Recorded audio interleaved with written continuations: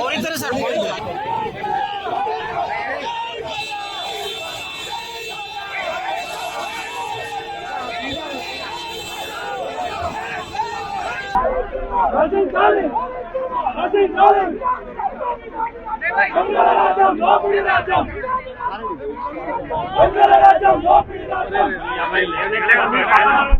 క్యూసెక్కుల నీళ్లు ఒకటి కాదు రెండు కాదు 1,00,000 క్యూసెక్కుల నీళ్లు కన్నెపల్లి దగ్గర కిందికి సముద్రంలోకి వృధాగా పోతా ఉన్నాయి. ఇవాళ 1,00,000 క్యూసెక్కుల నీళ్లు కిందికి పోతుంటే వృధాగా పైన మొత్తం రిజర్వాయర్లన్నీ నోరెళ్ళు పెట్టి చూస్తూ ఉన్నాయి.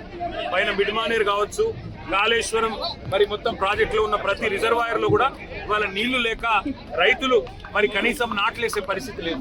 కింద 1,00,000 క్యూసెక్కుల నీళ్లు ఏవైతే వృధాగా పోతున్నాయో వాటిని చూపెట్టడానికి రైతులు మొత్తం తెలంగాణలోని రైతాంగం మొత్తానికి ప్రభుత్వం యొక్క దుర్మార్గమైన వైఖరిని చూపెట్టడానికి కన్నెపల్లి దగ్గర పంప్ హౌస్ లో మోటార్లు చాలు చేస్తే మేడిగడ్డ బరాజ్ తో సంబంధం లేకుండా ఇలా మొత్తం తెలంగాణను సస్యశ్యామలం చేసే విధంగా కాళేశ్వరం ప్రాజెక్టు కేసీఆర్ గారు డిజైన్ చేసినారు.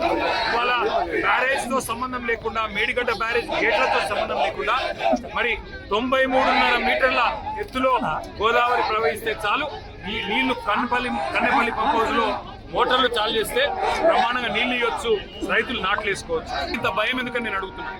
కింద 1,00,000 క్యూసెక్కుల నీళ్లు వృధాగా పోతుంటే చేతగాని ముఖ్యమంత్రి నీళ్లు ఒకవేళ ఇస్తే మళ్ళా యూరియా ఇయ్యాలి, నీళ్ళు ఇస్తే పంట కొనాలి, మద్దతు ధర ఇయ్యాలి, నీళ్ళు ఇస్తే నీళ్లు వస్తే బోనస్ ఇయ్యాలి. ఈ బాధ అంతా నాకెందుకు, రైతులను ఎండబెట్టాలి, రైతుల పొలాలకు నీళ్లు రానియద్దని చెప్పి కింద బ్రహ్మాండంగా నీళ్లు ఇచ్చే సౌలత్ ఉంటే దాన్ని పండబెట్టిన ముఖ్యమంత్రి గారి వైఖరి, ఈ ప్రభుత్వం యొక్క దుర్మార్గమైన రైతు వ్యతిరేక వైఖరి చూపెట్టడానికి మేము బయలుదేరితే వాళ్ళని చూడొచ్చు మా వాళ్ళందరినీ అడ్డుకుంటా ఉన్నారు, మా ఎమ్మెల్యేలు, మా ఎంపీలు. అందుకే మేము అనేది ఈ ప్రభుత్వాన్ని దమ్ముంటే చేతనైతే మంచి పనులు చేసి ప్రజలు గెలువు. ఇవాళ ఉద్దేశపూర్వకంగా మమ్మల్ని అడ్డుకొని వరంగల్ జిల్లాలోనే మరి ఇక్కడికిక్కడే ఆపాలని మీ ప్రయత్నం ఏదైతే ఉన్నదో ఖచ్చితంగా పోలీసులకు మరలబడైనా ఇక్కడి నుంచి పోతాం. తప్పకుండా కన్నెపల్లి చేరుకొని అక్కడ ప్రవహిస్తున్న 1,00,000 క్యూసెక్కుల నీళ్లను రైతులకు చూపెడతాం. తెలంగాణలో ప్రభుత్వం ఎంత చేతగాని దద్దమ్మ ప్రభుత్వం ఉందో తప్పకుండా తెలంగాణ రైతాంగానికి మొత్తం చూపెడతాం. ఇంత భయం ఎందుకని నేను అడుగుతున్నాను. కింద 1,00,000